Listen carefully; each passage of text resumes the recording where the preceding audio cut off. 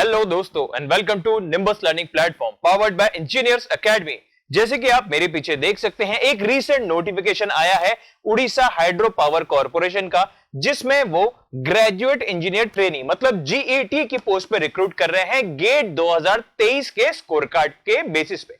तो चलिए आइए देखते हैं कि क्या कह रहा है ये recruitment. Orissa hydro power corporation limited ने हाल ही में एक रिक्रूटमेंट नोटिफिकेशन जारी किया है, जिसमें जितने भी बच्चे गेट 2023 में अपीयर हुए थे वो उड़ीसा हाइड्रो पावर कॉर्पोरेशन में जीईटी मतलब ग्रेजुएट इंजीनियर ट्रेनी पोस्ट के लिए अप्लाई कर सकते हैं। इसको अप्लाई करने का ड्यूरेशन है 1 अगस्त 2023 मतलब 1 अगस्त 2023 से लेकर 31 अगस्त 2023 तक रहेगा। अब आइए चलिए डिटेल नोटिफिकेशन की कुछ चीजें देख लेते हैं। सबसे पहले कितनी पोस्ट है अलग अलग ब्रांचेस की। तो अगर हम इलेक्ट्रिकल की बात करें तो इलेक्ट्रिकल की टोटल है 27 ब्रांचेस, सिविल की है 3 ब्रांचेस, मैकेनिकल की है 3, इंस्ट्रूमेंटेशन एंड कंट्रोल की भी है 3 सीट्स और आईटी मतलब इंफॉर्मेशन टेक्नोलॉजी की भी है 2 सीट्स। ओके, तो ये है total number of seats. Electrical वाले बच्चों के लिए बहुत ही शानदार वैकेंसी है, क्योंकि डिपार्टमेंट का मेजॉरिटी काम भी इलेक्ट्रिकल का ही है और इसीलिए 27 वैकेंसी है इलेक्ट्रिकल की ही अकेली। अब हम बात करते हैं कि यहाँ पे आपका स्टाइपेंड क्या रहेगा। आपका स्टाइपेंड होगा 50,000 पर मंथ और ट्रेनिंग के बाद आपका जो डेजिग्नेशन होगा वो होगा assistant manager grade E3। Okay, next, अब इसमें क्या एजुकेशनल क्वालिफिकेशन चाहिए। जैसे कि मैंने आपको बताया कि इस वैकेंसी में गेट 2023 का स्कोर कार्ड वैलिड है, मतलब अगर आपने गेट 2023 में आपका अच्छा स्कोर है, क्वालिफाई किया और स्कोर भी तो आपको लगता है कि हाँ अच्छा स्कोर है, तो आप इसमें अप्लाई कर सकते हो। इसका मतलब कि अगर आप इलेक्ट्रिकल के लिए अप्लाई कर रहे हो तो आपका इलेक्ट्रिकल में फुल टाइम डिग्री होना चाहिए और मिनिमम 60% होना चाहिए और इलेक्ट्रिकल से ही आपने गेट का एग्जाम दिया हुआ होना चाहिए। बिल्कुल उसी तरीके से अगर आप सिविल में अप्लाई करते हो तो सिविल में फुल टाइम डिग्री चाहिए, 60% एग्रीगेट और सिविल से ही आपका गेट एग्जाम दिया होना चाहिए। मैकेनिकल का रेस्पेक्टिव ब्रांचेस का, इंस्ट्रूमेंटेशन एंड कंट्रोल का बिल्कुल engineering and instrumentation and control, और आईटी का आपका सीएस या आईटी दोनों में से किसी में भी आपका graduation full time 4 year regular degree होनी चाहिए विद 60% एग्रीगेट, और उसी science, computer science and information technology में ही आपका गेट एग्जाम होना चाहिए। अब बात आती है एज लिमिट क्या रहेगी। तो दोस्तों इसमें एज लिमिट मिनिमम 21 ईयर्स और मैक्सिमम 38 ईयर्स होने चाहिए, और ये एज लिमिट कैलकुलेट होगी 1 जुलाई 2023 मतलब 1 जुलाई 2023 को आप मिनिमम 21 मैक्सिमम 38 एज, इसी के बीच में आपकी एज होनी चाहिए, तभी आप इस वैकेंसी के लिए एलिजिबल हो।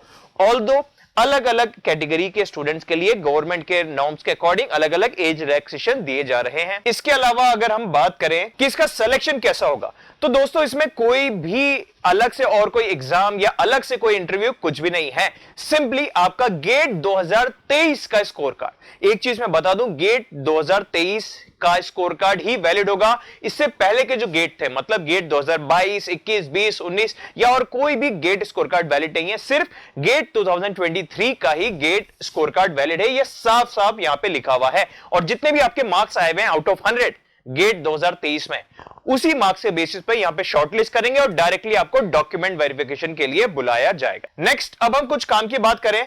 इसमें जो भी बच्चे इंटरेस्टेड है, जिन्हें लगता है कि हमारा गेट का स्कोर कार्ड अच्छा है, यहां पे हमारा सिलेक्शन हो जाएगा, हमें बुला लेंगे, तो वो बच्चों के लिए यहां पे आपको ऑफलाइन अप्लाई करना है। ऑफलाइन मतलब यहां पे कोई ऑनलाइन फॉर्म नहीं है, आप इसका एक रजिस्ट्रेशन फॉर्म नेट से डाउनलोड करके उसको ऑफलाइन भर के कुछ डॉक्यूमेंट्स के साथ आपको भेजना पड़ेगा यहां पर, और भेजने के साथ आपको एक डीडी भी बनवाना पड़ेगा, जो है यहां पे एप्लीकेशन फीस के बारे में लिखा हुआ है कि आपको जो भी जनरल एंड SEBC कैटेगरी के स्टूडेंट्स हैं उन लोगों को यहां पे 750 रुपीस का डीडी बनवाना पड़ेगा, और इसके अलावा जो SC, ST या PWD कैंडिडेट्स हैं उनको कोई भी फीस नहीं देनी है। इसके अलावा जो बच्चे कैंडिडेट्स मतलब जनरल और SEBC कैटेगरी, इन सभी स्टूडेंट्स को 750 रुपीस का डीडी बनवाना है। डीडी किसके फेवर में?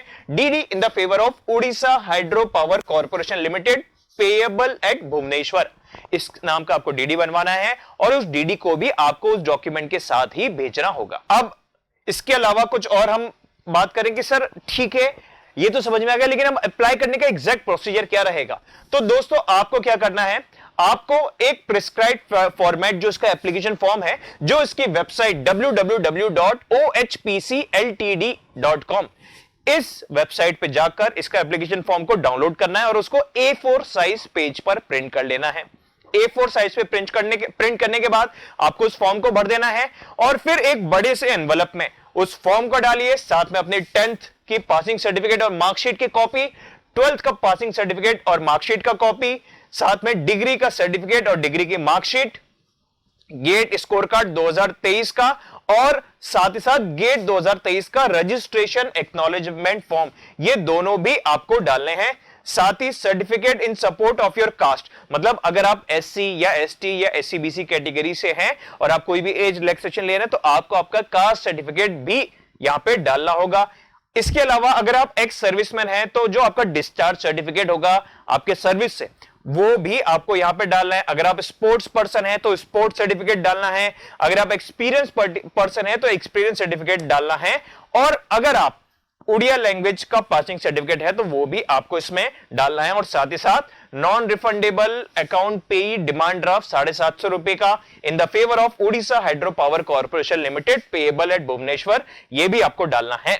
और इस एनवेलप को बंद करके आपको नॉर्मल पोस्ट, स्पीड पोस्ट या रजिस्टर्ड पोस्ट नहीं, नॉर्मल ऑर्डिनरी पोस्ट से ये एप्लीकेशन आपको भेजना है और ऊपर बड़ा बड़ा लिखना है application for the post of GET, और एग्जैक्ट एड्रेस होगा chief in general manager HR Orissa hydro power corporation limited, OSPH and WC building, वानी विहार चौक, जनपद भुवनेश्वर। ये अब शर्त यह है कि इसको आप जितना हो सके जल्दी से भर के भेज दीजिए, क्योंकि आपको ऑर्डिनरी पोस्ट से भेजना है और ये रिसीव होने की लास्ट डेट है 31 अगस्त 2023।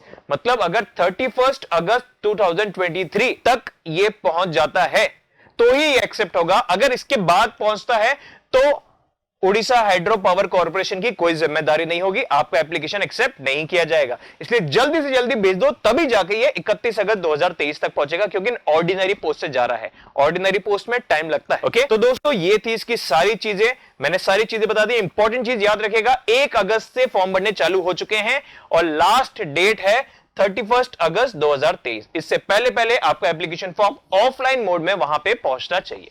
ठीक है, और फर्दर अपडेट्स के लिए जुड़े रहिए निम्बस लर्निंग प्लेटफॉर्म से। Thank you and have a nice day. If you really like the video, please hit the like button, share the video, subscribe to our YouTube channel and press the bell icon for the latest updates. Thank you.